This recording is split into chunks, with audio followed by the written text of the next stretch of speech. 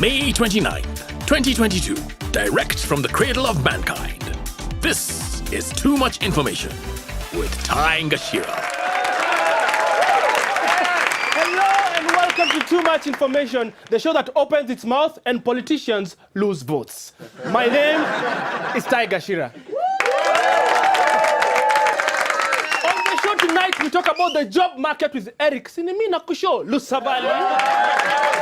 Now, also on the show, we talk political promises with our hawk-eyed correspondent, Amandeep Jagde Mammito Eunice. However, our guest tonight is the CAS Ministry of ICT, Innovation and Youth Affairs, Nadia Ahmed Abdalla.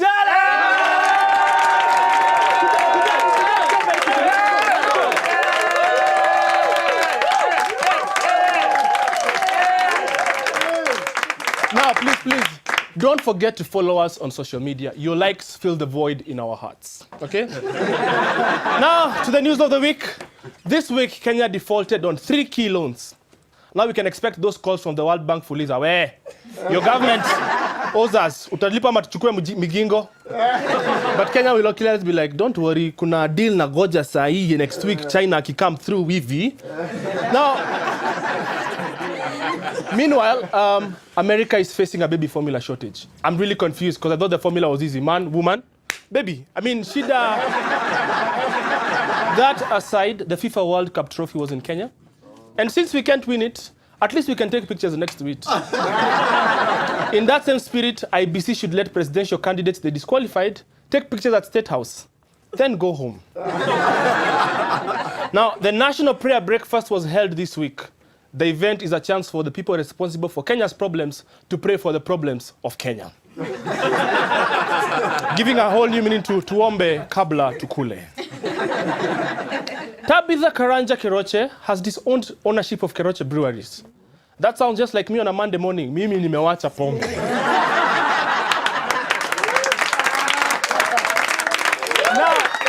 Now, if you've ever had a little too much to drink and woke up the following day at 3 p.m., you probably had a serious hangover.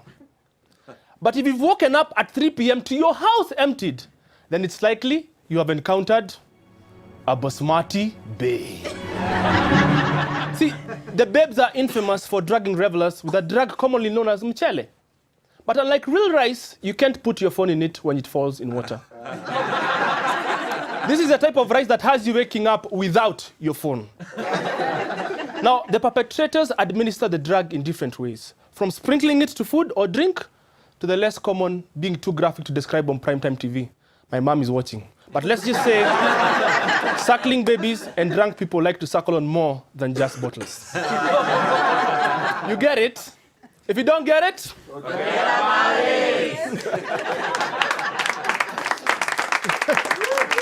you know, what shocked me the most was that the ringleader of that gang was a man. Anyway, it's a man-spike man society, you know? Now, one Samuel Mogo Mvota, who was recently shot in broad daylight. Jama wa mchele alikulishwa dengu. Following this, the DCI has released photos of 12 women who allegedly worked for Mr. Mvota. And in my stupefied opinion, there were 12 photos and a couple of rice granules too late. Now, don't worry if these babes don't look like babes to you. You're looking at their morning after face, okay? I mean, who knows? Maybe they have great personalities, you know. But then who doesn't after a few drinks?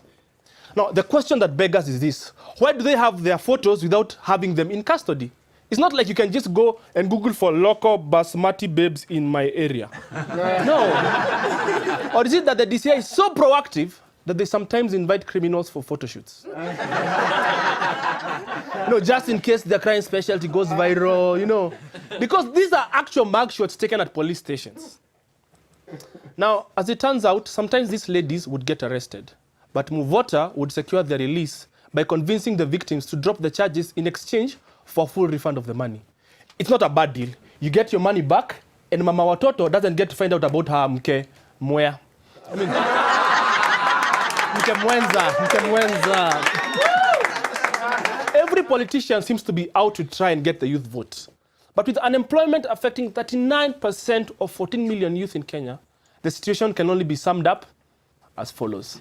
Serikali tafadhali, niko saidi mbaya kabisa. One of the surefire ways for the politicians to get to us is a promise of jobs.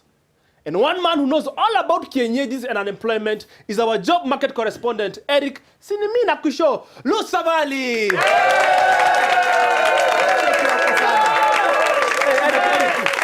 Eric, what kind of jobs do the youth want? For them, kazi ni kazi, and some politicians have wised up to this.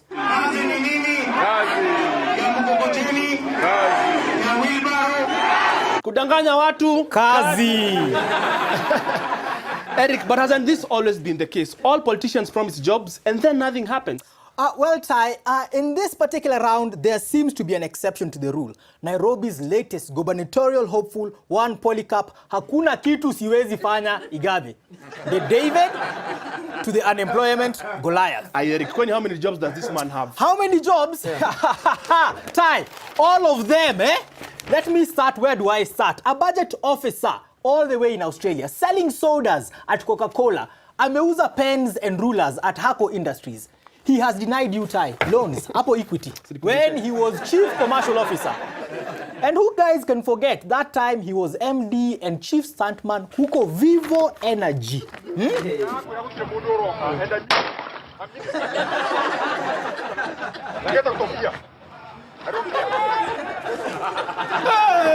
That must be the most dangerous job he's ever had. Ty, as usual, you're wrong. Are you? This was the most dangerous job he ever had. Very good. When Sonko picked Igathe to be his deputy, that was a dangerous job. It turns out Igathe would rather get shot at than deputize Mike Vipindire Sonko. And now he is back and he wants the governor job for himself. Wow. Now let me guess, he's promising the youth of Nairobi jobs. Not at all. In politics, they say if you can't beat them, go get a bigger stick. And that is exactly what Igathe did. He is back in the political game, like a modern day Robin Hood. He is stealing jobs from the youth and giving to himself. Usilipisha mtu. Sawa, mimi ndio nimejaza. Adi Kamagera. Adi Kamagera. Tai yeye ndo amejaza, not just a Kamagera.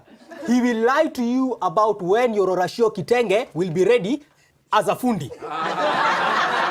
He will clean your windshield at the fuel station as you watch fuel prices rise in real time. He will deliver your water to your doorstep as a donkey cart driver after Rachel Ruto has prayed for it. He is operating cameras, anachoma mahindi. Kwani, which job would he steal? I'm telling you, Sinimino na Kushow, no job is safe around Polycarp Igathe. In fact, Ben Gidai uko wapi? You better watch out. Because guess who's coming to a studio near you?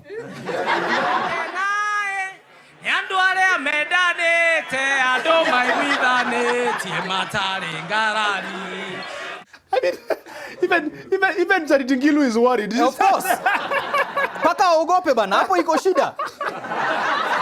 Ebu angalia, that is a job at risk. Ladies and gentlemen, our soon-to-be jobless job market correspondent, Eric Sinimina Kushow, Lu Savali. Coming up next, abnormal is the new normal, and our correspondents Amandeep Jagde and Mammito Eunice interrogate the feasibility of campaign promises.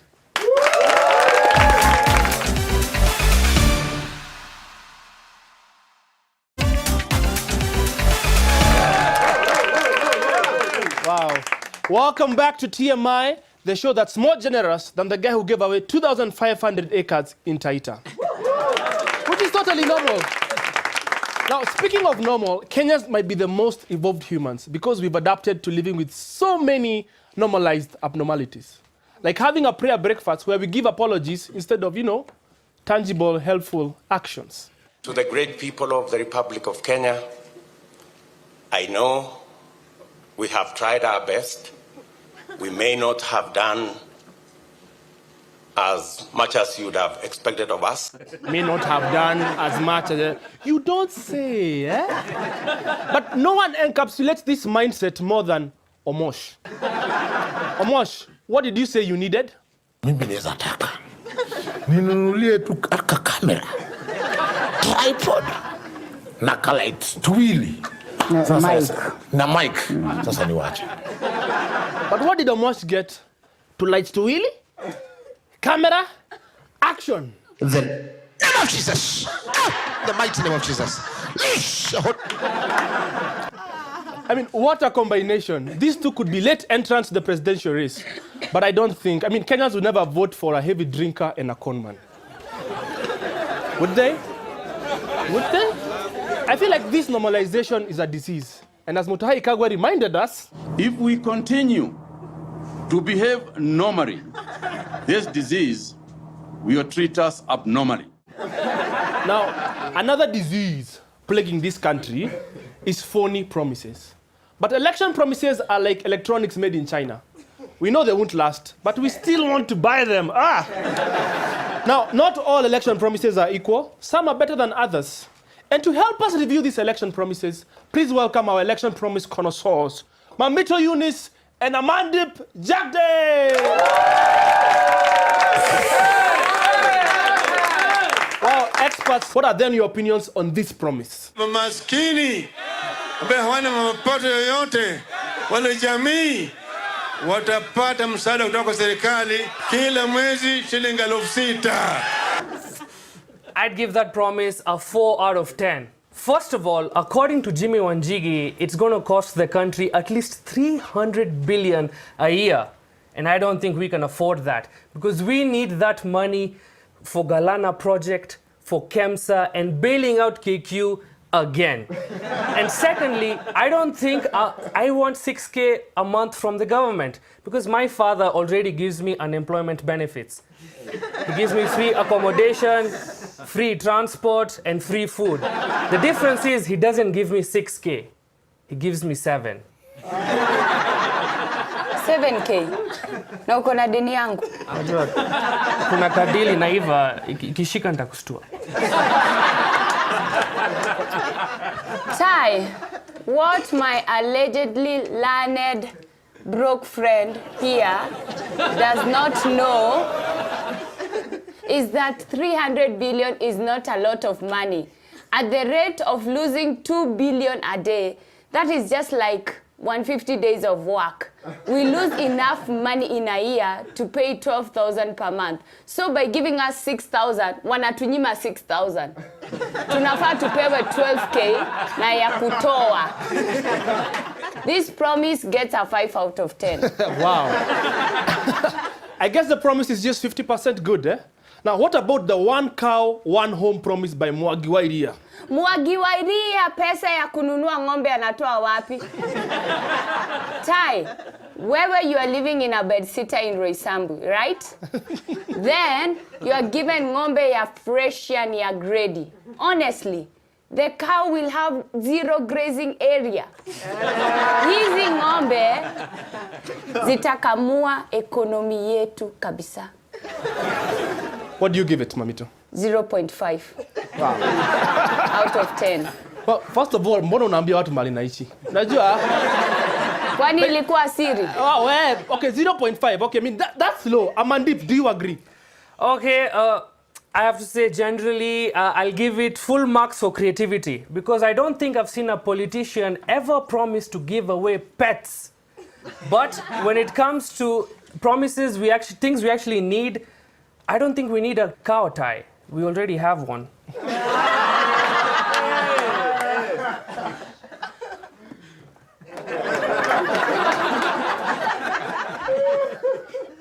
At least mimi ni ya Fresian. Ya maziwa. Whatever. I don't think this promise will see the light of day because you have to win the election first. That's harsh, but also true. Okay, promises to end corruption are a staple feature of the elections. What do you guys feel about this one? If I get the opportunity to run a government, there will be no corruption because there will be no money to steal because every coin will be used. There will be no coin that will be loitering anywhere for anybody to steal. I love it. It makes perfect sense. I've done the math. If you divide our GDP by the 2 billion we lose every day, and convert that, you will need to win the election 4 times in a row to finish that money. But with the advancements in corruption technology, it could be possibly done in 1 term. That promise, I give it 9 out of 10 because I think it's a possibility. Oh, no. Now, at least now we know the root of corruption. It's the coins. The coins have been loitering around seductively and tempting politicians. Oh, nibe. Nipeleke offshore accounts. You know? Tai, corruption is our cash crop now. Corruption is our biggest export. Corruption is our COVID. Corruption is seated next to you, telling you, babe, utakula nini. So, we just have to learn to live with it. Wow. Guys, I've already lost the count of what promise I scored, what you guys scored. So, I declare it a tie. Ladies and gentlemen, Mammito and Amandeep Jagde! Up next, we sit down with the CAS Ministry of ICT, Innovation and Youth Affairs, Nadia Ahmed Abdalla.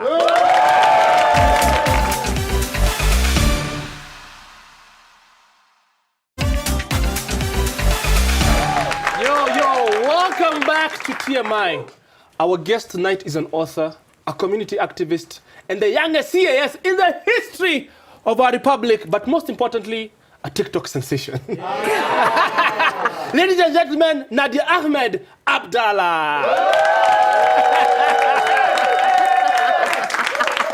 Karibu sana. Thank you for coming. Thank you for coming. Now, the youngest CAS, you're sitting in cabinet. Yes. Umekuwa ukifunza magoha TikTok. No. Why? But fun fact, Magoha is actually, he has a good personality. A funny one, yes. He does this. Anafanyanga ma... Hiyo ni mimi. No, but I'm saying, how does it feel being, like, how is it a job cabinet, like generally older people, and then you show up with that air of freshness? Do you feel the pressure to say, mayudhu wamesema, am I just who you are? No. I don't. I'll be lying if I say I don't feel the pressure. I do. But when I'm there with everyone, I show up as myself. Yes. Number 1, Nadia. Number 2, as a youth. Yes. Number 3, as a marginalized person. Yes. Number 4, as a woman. And number 5, as a Kenyan. Wow. So who showed up today? Today, Nadia. Nadia showed up today. Okay. Yes, Nadia, yes. it's an election year. Yes. And the whole question is transmission of results from the polling station to the tallying center. Yes. So is the infrastructure set this time? Kwanza, wacha nikwambie.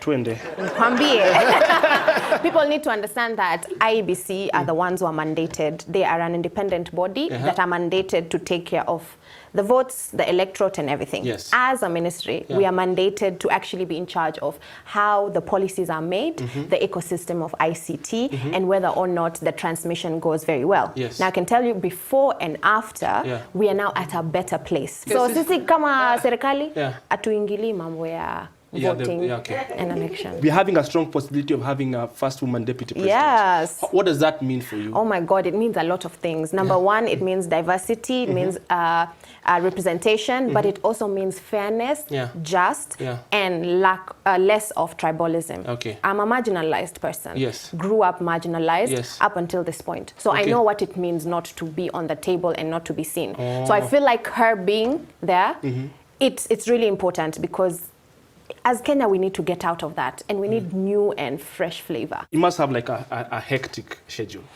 Yes. You are like you're doing amazing dances on TikTok. By the way, I am an advocate, not activist. I don't activate, I advocate.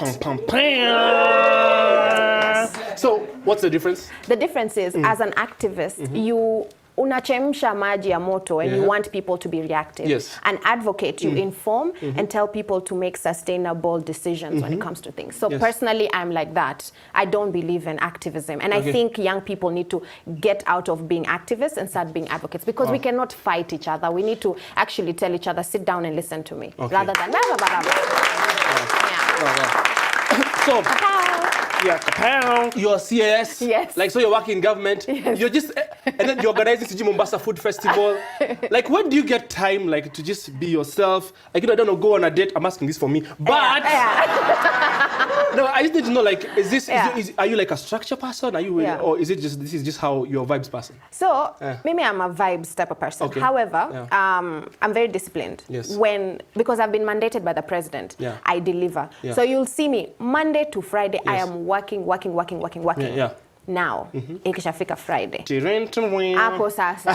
We drop everything and we now become a young person, a youth who just wants to have fun. Wow. Now, I go for dates. I go on dates. I go for dates. Yeah. I enjoy dates. Okay. I enjoy dancing, but I have not been on dates for a while. So. There's a reason. Don't go there. Before you crash my... Lucy, Okay. siko na pete. Oh, okay. What I really liked when you said is like, I've been mandated by the president. You know, like, it felt like, you know... I mean, imagine at the age of 29, the president singles you out of everyone and tells you, now you have the government's backing. Okay. Phenomenal. Mr. President, if you're watching this, I would like some government backing.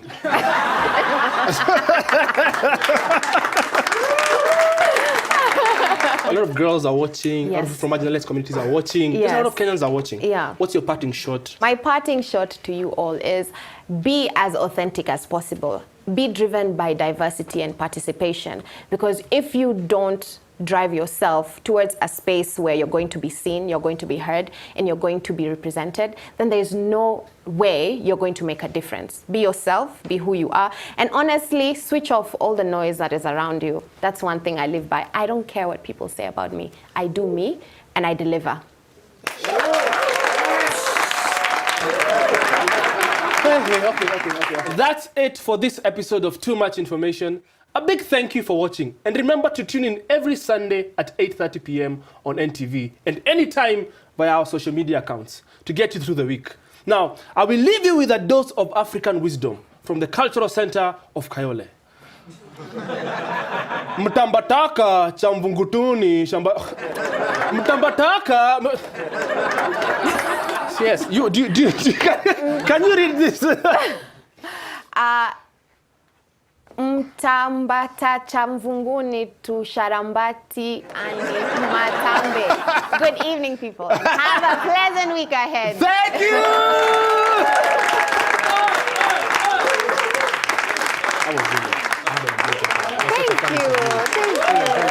Thank you.